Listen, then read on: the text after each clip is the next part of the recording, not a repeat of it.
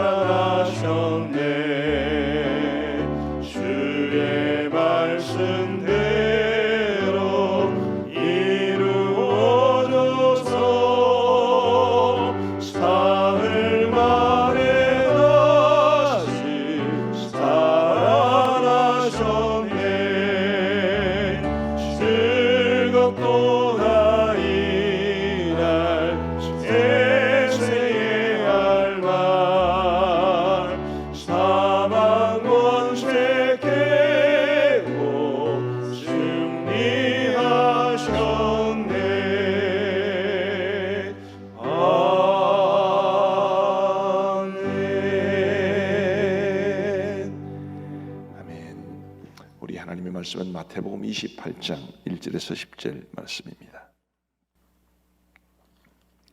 마태복음 28장 1절에서 10절까지의 말씀을 우리 같이 교독하시겠습니다.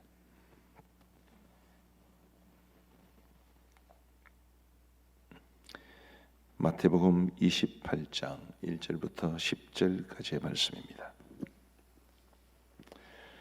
우리 교독하시겠습니다. 1절부터 제가 먼저 읽겠습니다.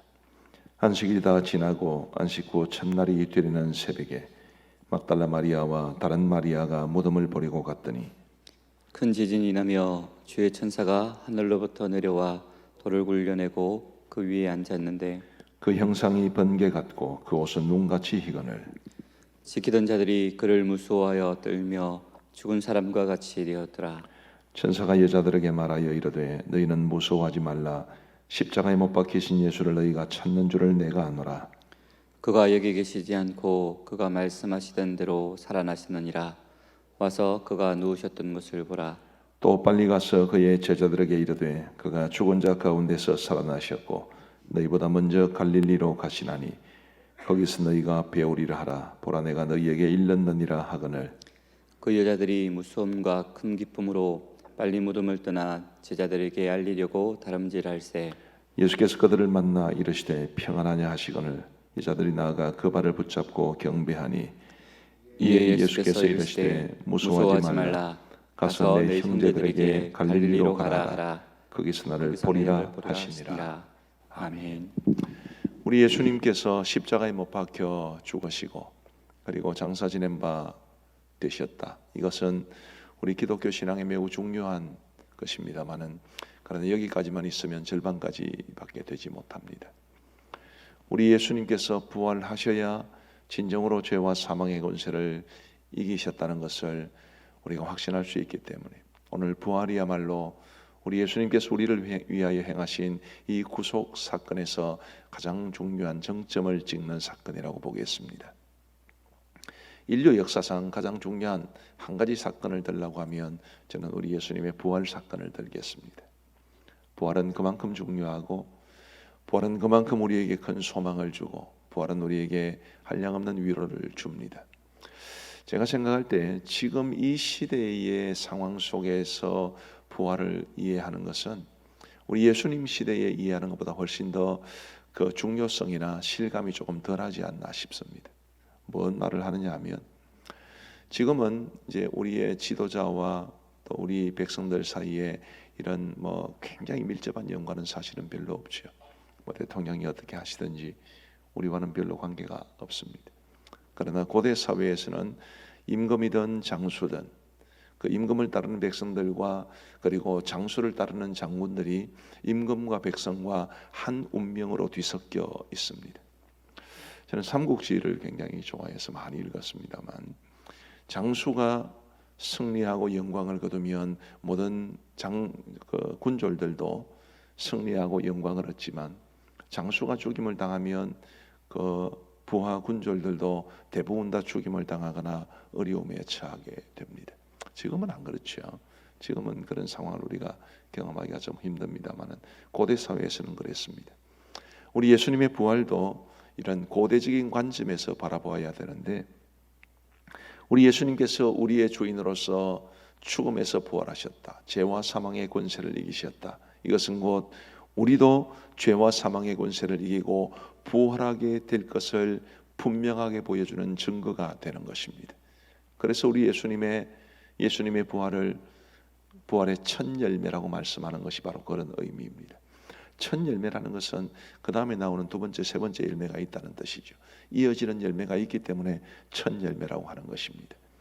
우리 예수님께서 부활하셨다는 것, 그것이 우리의 부활에 대한 확신을 주는 것이고 우리 역시 비록 이 땅에서 우리의 생은 다 마감할 때가 있겠지만 그러나 그것이 끝이 아니라 부활하여 영생을 누리되 우리 예수님이 누리셨던 이런 크신 영광을 우리도 함께 누리며 살아가게 될 것을 약속해 주는 것이 바로 우리 예수님의 부활인 것입니다. 그래서 예수님의 부활이 곧 우리의 부활인 것이고 예수님의 승리가 곧 우리의 승리인 것이기 때문에 우리가 이 부활주의를 맞아 하나님 앞에 참 감사하고 기뻐하며 영광을 돌려드려야 되는 것입니다. 오늘 이 본문에서 제가 조금 아주 평상시 좀 쉽게 지나쳤던 것을 오늘 좀 주목하게 되었습니다. 우리 예수님께서 부활하신 그 장면을 처음으로 목격한 사람들은 여성들이었습니다. 1절 말씀해 보시면 안식일이 다 지나고 안식 후 첫날이 되는 새벽에 막달라 마리아와 다른 마리아가 무덤을 버리고 갔더니 다른 복음서에 보면 다른 여자들도 좀 소개되어 있습니다만은 마태복음에는 두 여성만 소개됩니다. 막달라 마리아와 다른 마리아. 이 두 여인이 예수님의 빈 무덤을 찾아갔습니다. 원래는 예수님의 그 시신의 향품을 바르기 위해서였지만 그들이 갔을 때 우리 예수님 부활하셨고 무덤의 문은 열려 있었고 그 무덤은 텅 비어 있는 것을 발견했습니다. 굉장히 두려워하고 있는데 천사가 말하죠. 5절 말씀. 천사가 여자들에게 말하여 이르되 너희는 무서워하지 말라. 십자가에 못 박히신 예수를 너희가 찾는 줄을 내가 아노라. 그가 여기 계시지 않고 그가 말씀하신 대로 살아나셨느니라. 와서 그가 누우셨던 곳을 보라. 또 빨리 가서 그의 제자들에게 이르되 그가 죽은 자 가운데서 살아나셨고 너희보다 먼저 갈릴리로 가시나니 거기서 너희가 배우리라 하라. 보라 내가 너희에게 일렀느니라 하거늘. 천사가 나타나서 굉장히 긴 말씀을 마리아에게 주었습니다. 두 마리아에게 주었습니다. 그러면 끝이어야 되는데 우리 예수님께서 다시 나타나십니다. 9절 말씀해 보시면 예수께서 그들을 만나 이르시되 평안하냐 하시거늘 여자들이 나아가 그 발을 붙잡고 경배하니 이에 예수께서 이르시되 무서워하지 말라 가서 내 형제들에게 갈릴리로 가라 하라 거기서 나를 보리라 하시니라. 우리 예수님께서 하신 말씀은 천사가 두 여자에게 하신 말씀, 그 말씀의 한 부분에 불과합니다. 한 가지 추가된 것이 있다면 평안하냐라는 이 한 말만 추가되었습니다. 자, 우리가 여기서 생각해야 될 것이 예수님께서 그냥 나타나셔서 천사들 말고 우리 예수님께서 나타나실 것 같으면 처음부터 나타나셔가지고 내가 부활했다 그렇게 말씀해도 되지 않았겠습니까? 천사들을 통해서 이 말씀을 주셨다면 굳이 예수님 안 나타나셔도 되지 않겠습니까? 지금 제가 고민하고 있는 것을 아시겠죠? 제가 던지는 질문을 이해를 하셔야 그 다음에 내용이 이어질 수 있습니다. 우리 예수님 이왕 나타나실 것 같으면 먼저 천사들을 통해서 말씀 안 하셔도 되고 천사들을 통해서 충분히 말씀을 하셨다면 우리 예수님 안 나타나셔도 되지 않겠느냐 이 말이죠. 그런데 천사들이 나타나서 충분히 여성들에게 말을 해주었고 그런데도 우리 예수님 다시 나타나셔서 천사들의 말을 부분적으로만 전해주셨습니다. 우리 예수님 안 나타나셔도 된다는 이야기입니다. 그런데 우리 예수님은 나타나신 이유가 무엇이겠습니까? 저는 천사들이 나타나서 우리 이 여성들에게 예수님의 부활 소식을 들려준 것은 우리가 부활에 대해서 듣고 아는 것을 뜻한다고 생각을 합니다. 예수님께서 직접 여성들에게 나타난 것은 우리가 예수님을 인격적으로 만나야 한다는 것을 뜻한다고 믿습니다. 많은 사람들이 부활을 합니다. 오늘 주일 오전 예배 설교 때도 말씀을 드리겠습니다만 예수님 안 믿는 사람들도 예수님이 부활하셨다는 사실을 많이 알고 있습니다. 그러나 그들에게 있어서 예수님의 부활은 아무 의미 없는 그냥 그들이 들어서 하는 수많은 파편적인 지식의 한 부분일 뿐입니다. 예수님이 부활하셨다는 것이 그들에게 어떤 기쁨도 주지 않고 어떤 소망도 주지 않고 어떤 의미도 주지 않습니다. 예수님에 대해서 예수님의 부활에 대해서 듣고 아는 것만으로는 절대로 충분하지 않은 것입니다. 우리가 정말 예수님을 인격적으로 만나야 부활하신 그 주님을 만나야만이 우리가 비로소 주의 부활이 나의 부활이 될 수 있고 주의 영광이 나의 영광이 될 수 있습니다. 우리 성도 여러분, 과연 주의 부활은 여러분들에게 어떤 의미가 있습니까? 그저 해마다 한 번씩 찾아오는 부활 주일이니까 아무 감동 없이 아무 느낌 없이 그러시나요? 그러면 주의 부활이 도대체 우리와 무슨 상관이 있겠습니까? 제가 예전에 들었던 이야기 중에 이제 이런 게 있습니다. 혹시 여러분 그랜드 캐년이라고 들어보셨습니까? 많은 매체들이 죽기 전에 한 번은 가봐야 될 명소 100군데 이런 거 많이 발표하죠. 그럴 때 항상 랭킹 1위에서 3위 정도 사이에서 왔다 갔다 하는 것이 그랜드 캐년입니다. 굉장히 장엄하고 너무너무 아름답고 그 규모가 상상을 초월하고 그랜드 캐년 국립공원의 면적이 400평방킬로미터가 넘으니까 얼마나 대단하겠습니까? 그곳에 가면 그야말로 입이 떡 벌어지는 너무너무 아름다운 곳입니다. 근데 미국에 살고 있던 한 한국인 젊은이가 너무 삶의 의미도 없고 재미도 없고 무료하고 목표도 없고 목적도 없고 그렇게 살아갔나 봅니다. 그래서 부모가 아들이 그렇게 살아가는 것을 보니까 너무 답답해가지고 여행이라도 좀 하고 오라고 그렇게 해서 보내준 여행에 그랜드 캐년이 아마 속해 있었나 봐요. 한국 여러 관광객들과 더불어서 큰 대형 버스를 타고 이제 갔습니다. 주차장에서 차를 세우고 사람들이 내려서 그랜드 캐년으로 가야 되는데 먼저 많은 사람들이 내렸고 그 그랜드 캐년을 보는데 아주 감동을 받아가지고 난리였습니다. 사진도 찍고 감탄도 하고. 근데 이 청년은 내릴 때도 엉거적 그렇게 내리고 그랜드 캐년에 가기는 갔습니다만 가서 심드렁하게 이렇게 말을 했다고 합니다. 무엇이 일어나? 이건 꼬랑이네. 꼬랑을 혹시 아십니까? 꼬랑을 물 쫄쫄 내려가는 꼬랑. 그랜드 캐년의 폭이 넓을 때는 16km, 좁은 데는 한 9km 정도 되고 이 깊이만 한 1.6km 정도 되는 그런 꼬랑이 있다고.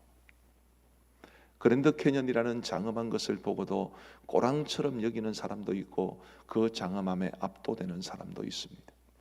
주의 부활 소식을 아무리 들어도 그냥 오늘 아침 운세 그 정도 보는 기쁨, 그 정도 보는 의미, 혹은 오늘 날씨가 어떤가 그 정도 보는 그 정도의 의미로 마치는 사람도 있고, 주의 부활이 한량없는 소망과 위로로 다가오는 사람들도 있습니다. 우리 가암정교회 모든 성도들은 주의 부활이 곧 나의 부활을 확신케 해준다는 것, 나의 대장 되시고 나의 주님 되신 주님이 부활하셨기 때문에 우리도 모든 죄와 사망의 권세를 이길 수 있다는 것을 우리에게 확신케 해주는 우리 하나님의 사랑과 능력의 증거로 다가올 수 있게 되기를 주의 이름으로 축복합니다. 아무리 좋은 것이라도 그 가치를 모르면 무슨 의미가 있겠습니까? 그죠? 우리 주님의 부활이 우리 가음정교회 성도들에게만이라도 아무 가치 없는, 그저 우리의 삶에 누리는 수많은 것들 중에 하나인 그런 정도로 정말 되지를 않고, 우리 주님을 인격적으로 만나서 주님의 부활이 정말 나에게 놀랍고도 풍성하고도 감동적인 사건으로 다가올 수 있게 되기를 우리 주님의 이름으로 축복합니다. 한 가지를 더 살펴보겠습니다. 천사가 여자들에게 해준 말 중에 이런 말씀이 있습니다. 7절 말씀에 보시면, 또 빨리 가서 그의 제자들에게 이르되 그가 죽은 자 가운데서 살아나셨고 너희보다 먼저 어디로 간다고요? 갈릴리로 가시나니 거기서 너희가 배우리라. 10절 말씀에도 이에 예수께서 이르시되 무서워하지 말라, 가서 내 형제들에게 갈릴리로 가라 하라, 거기서 나를 보리라 하시니라. 왜 갈릴리입니까? 지금 예수님께서 십자가에 못 박히신 곳은 골고다 예루살렘이 아닙니까? 지금 이 여인들이 천사를 만나고 예수님을 만난 곳도 예루살렘입니다. 제자들도 대부분 다 예루살렘 어딘가에 숨어 있을 겁니다. 근데 왜 갈릴리로 가야 되나요? 왜 천사도 여성들에게, 이 여인들에게 갈릴리로 가라고 그러셨고 우리 예수님도 갈릴리에서 제자들이 당신을 보리라고 말씀해 주셨습니까? 요한복음 21장이 그것을 말해줍니다. 베드로를 비롯한 제자들이 갈릴리 호수로 갔습니다. 아마 그들이 부활하신 예수님을 만난 이후에 갈릴리로 간 것 같습니다. 왜 갔었나요? 그들이 자신들이 예수님 앞에 그토록 호언장담했음에도 불구하고 예수님 붙잡히실 때 다 도망가고, 베드로 같은 경우에는 3번이나 예수님을 부인했다는 그 사실이 내내 죄책감으로 다가왔기 때문에 부활하신 그 예수님을 뵐 면목이 없었던 것입니다. 그래서 우리 예수님께서 갈릴리 호수에 물고기를 잡는 그들, 물고기를 잡는 게 그들의 원래 본업이었잖아요. 그들은 원래의 자리로 돌아갔던 것입니다. 그리고 우리 예수님은 누가복음 5장에서 제자들을 부르실 때 많은 물고기를 잡게 해주셨는데, 그것과 똑같은 상황을 요한복음 21장에서 재현해내고 그들을 다시 부르심으로써 그들에게 새롭게 일어설 기회를 주시는 것입니다. 이 갈릴리의 의미는 바로 그것입니다. 실패해도, 낙심해도, 좌절해도, 넘어져도 내가 다시 한번 기회를 주겠다. 처음부터 다시 시작해 보라. 그 갈릴리의 의미는 바로 이런 의미입니다. 우리 사랑하는 성도 여러분, 코로나19 바이러스 사태로 한국 교회가 굉장히 어려워졌습니다. 저는 지금이야말로 우리가 다시 시작해야 될 때라고 생각을 하고, 우리 예수님께서 부활하신 그 몸을, 부활하신 당신 스스로를 제자들에게 보여주시면서 갈릴리에서 다시 시작할 기회를 주신 것처럼, 오늘 우리도 이 부활주일날 부활의 주님의 능력을 믿고, 부활에 담긴 주님의 사랑을 믿고, 그 부활을 통해서 하나님이 우리에게 주시려는 모든 선한 것을 믿으면서 우리 다시 한번 우리의 신앙을 시작하고, 다시 한번 교회가 교회다워지고 우리의 삶이 하나님의 기쁨이 될 수 있도록 우리의 모든 삶을 하나님 앞에 드리겠다는 마음으로 처음부터 다시 시작할 수 있는 우리가 되기를 간절히 원합니다. 혹시 감동을 잃어버리고 주님에 대한 첫사랑을 잃은 분들이 계십니까? 요한계시록 2장에 보면 우리 예수님께서 에베소 교회의 성도들에게 말하기를 너희가 처음 사랑을 잃어버렸도다 라고 말씀하신 이후에 너희가 어디서 잃어버렸는지를 생각하고 그것을 회복하라고 말씀해 주셨습니다. 오늘날 미안하지만 우리 가암정교회 많은 성도들도 주에 대한 첫사랑을 잃어버린 사람들이 많을 겁니다. 주님의 고난과 부활의 이 중요한 때를 지내면서도 감동 없이 지내신 분들도 많으실 것이고, 한때는 주님의 고난을 생각하고 십자가를 생각하면 뜨거운 눈물을 흘렸지만, 그러나 그런 눈물 없이 고난 주간을 보내시는 분들도 많았을 것이고, 주님의 부활이 한량없는 기쁨으로 다가왔겠지만, 그러나 지금은 그저 냉막한 마음으로 부활주의를 맞이하는 분들도 많으실 겁니다. 첫사랑을 회복하셔야 됩니다. 처음으로 다시 돌아가셔야 됩니다. 우리가 어디에서 부름을 받았는지, 우리가 어디서 주님을 만났는지, 그때의 감격이 어떠했는지, 우리가 신앙적으로 가장 뜨거웠던 때가 어떤 때였던지를 우리가 회복하고 거기서 다시 시작하는 마음으로 우리의 믿음을 새롭게 세워나가야 할 겁니다. 갈릴리로 가라. 내가 거기서 너희들을 만나주겠다. 우리 주님 말씀하신 이 중요한 말씀을 우리의 가슴 속에 새기면서 우리 다시 한번 시작해 보십시다. 주님 사랑 다시 회복하고, 감동과 감격 다시 회복하고, 우리의 눈물도 회복하고, 기쁨도 회복하고, 우리 하나님 앞에서 정말 주님이 기뻐하시는 아름다운 모습으로 믿음의 삶을 살아가도록 주께서 우리에게 부활의 기쁨을 주신다는 것을 기억하면서 우리의 믿음을, 우리의 사랑을, 우리의 감동과 감격을, 우리의 눈물을 회복할 수 있는 오늘 이 부활절 되시기를 주의 이름으로 축복합니다. 우리 함께 기도하겠습니다.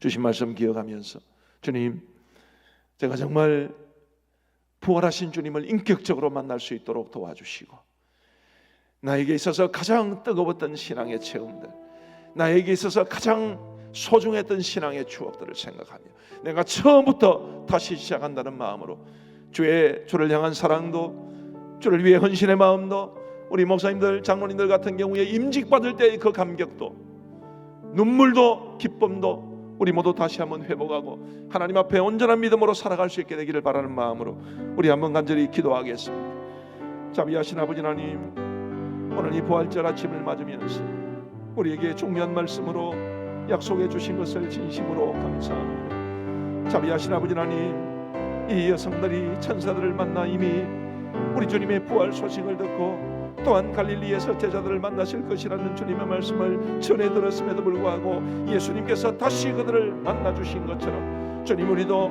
부활에 대해서 듣고 설교를 듣고 알고 오늘이 부활절이라는 것을 아는 정도에서 그치지 않도록 도와주시고, 부활하신 우리 주님을 직접 만날 수 있도록 인도하여 주옵소서. 우리 예수님 인격적으로 만날 수 있도록 도와주시고, 그러므로써 주님이여, 우리가 참으로 주님의 부활이 곧 나의 부활임을 확신할 수 있도록 은혜를 베풀어 주옵소서. 아버지 하나님, 우리를 갈릴리로 가라고 하시는 주님, 갈릴리에서 내가 너희들을 만나주겠다고 말씀하신 주님, 주님, 오늘 우리도 처음 우리가 주님을 만났던 그 자리, 감격적으로 주님을 영접했던 그 자리, 나의 마음속에 눈물이 있고 감동이 있고 감격이 있던 그 자리, 주님, 저는 목사로 임직을 받을 때에 그 감격스럽고 눈물이 앞을 가리웠던 그 자리, 그때의 감격을 회복할 수 있도록 은혜를 베풀어 주시옵소서. 냉막한 건조하기 짝이 없는 화석화된 믿음을 가지고 살아가지 아니하도록 도와주시고, 주님이여, 주 앞에서 나의 믿음이 새로워질 수 있도록 도와주시고, 우리 주님 앞에서 주님과의 관계가 새로워지게 하시고, 나의 심령 가운데 기쁨과 감격이 또한 눈물이 회복될 수 있도록 도와주시고, 우리 주님 앞에서 주님 기뻐하시는 아름다운 모습으로 살아갈 수 있는 아버지 하나님이여, 그런 중요한 계기가 되는 오늘 이 부활주일이 될 수 있도록 인도하여 주옵소서. 메마른 심령이 부활하게 하여 주시옵고, 건조한 심령이 부활하게 하여 주시옵고, 이렇던 열심히 부활할 수 있도록 도와주시옵고, 나의 모든 믿음이 주님 기뻐하시는 믿음으로 변화될 수 있도록 우리 주님이여 역사하여 주시옵소서. 우리 감정교회 모든 성도들에게 이 믿음을 다하시고, 아버지 하나님이 우리 감정교회 모든 성도들에게도 이런 부활의 역사가 있을 수 있도록 인도하여 주옵소서.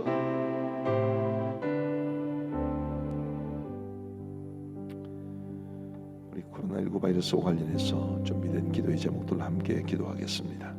먼저 현 상황과 관련한 긴급한 기도의 제목을 가지고 기도하실 때 제일 마지막 기도 제목 보시면 오늘 부활절과 그리고 이번 주 수요일 총선이 이번 사태의 고비인 듯한데 결코 사태가 악화되는 일이 없게 하시고, 특별히 부활절에 교회에 모여 예배드리는 교회들에 대해서 어떤 문제도 발생하지 아니하도록 우리 함께 간절한 마음으로 기도하겠습니다. 자비하신 아버지 하나님, 코로나19 사태가 종식되고 있다는 확신을 가질 수 있도록 오늘 발표되는 확진자 수가 확연하게 줄어들 수 있도록 인도하여 주시옵기를 간절히 원합니다. 아버지 하나님이여, 구체적으로 수를 주님 앞에 말씀드리기에는 아버지 하나님이여 여러 가지로 불확실성이 많고 믿음도 부족하다고 생각합니다만, 아버지 하나님이여, 저와 우리 모든 성도들을 불쌍히 여기시고 또한 이 땅을 긍휼히 여겨 주셔서 오늘 10시경에 발표되는 확진자 수가 확연하게 줄어들 수 있도록, 그래서 정말 이 코로나19 사태가 우리나라에서 종식되고 있다는 확신을 가질 수 있도록 이 부활절날 우리에게 좋은 소식을 들려 주옵소서.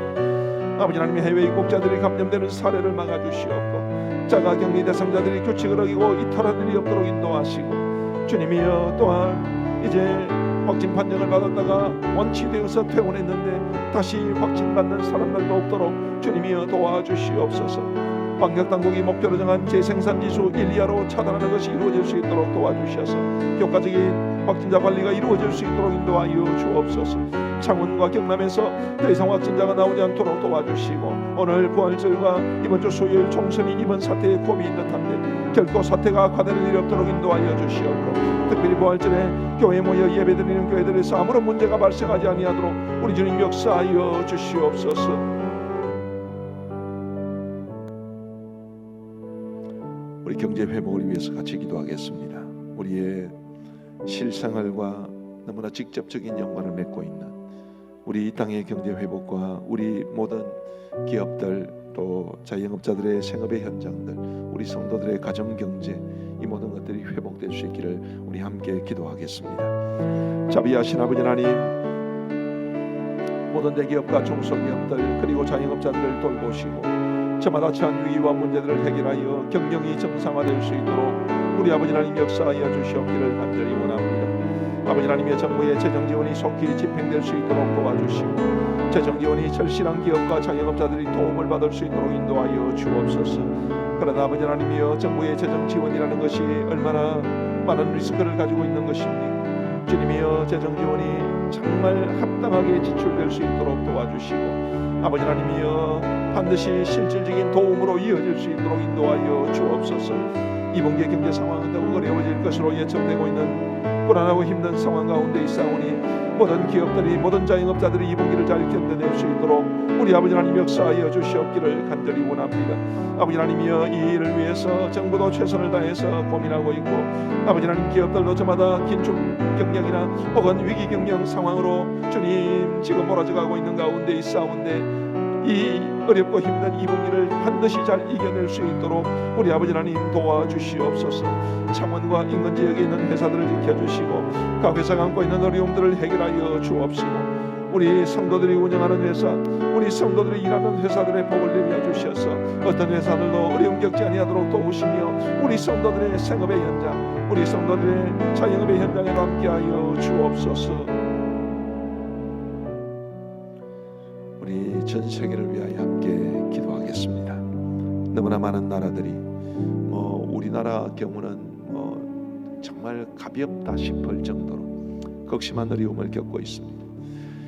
우리 교회에서 사역을 했던 김태연 목사님, 김태중 목사님 두 분이, 한 분은 미국 필라델피아에서, 한 분은 미국 캐나다에서 지금 유학 생활 중인데 소식을 물어봤더니만은 정말 너무 어렵다고 그러시더라고요. 혹시 생각날 때마다 두 분을 위해서 한번 기도해 주시면 좋겠습니다만, 이처럼 초강대국을 자처했던 나라들도 이 코로나 사태로 인해서 너무너무 어려워합니다. 하물며 어렵고 힘든 나라들 얼마나 더 극심할까, 그런 생각을 합니다. 우리 마땅히 전 세계를 위한 중보 기도자가 되어야 한다는 우리의 사명을 생각하면서도 우리 전 세계를 위해서 한번 같이 기도하시겠습니다. 자비하신 아버지 하나님, 이 코로나19 바이러스 사태가 전 세계 팬데믹으로 이어지면서 전 세계 코로나19 바이러스 사태로 고통당하는 사람들이 너무나 많이 있사오니 주님이 그들을 긍휼히 여겨 주옵소서. 세계 열방의 주인 되신 하나님께서 전 세계 국가들을 이 코로나19 바이러스 사태로 힘겨워하고 수많은 사람들이 확진 판정을 받고 수많은 사람들이 사망하는 끔찍한 사태에 처하고 있는 많은 나라들과 많은 백성들을 주님이여 긍휼히 여겨 주옵소서.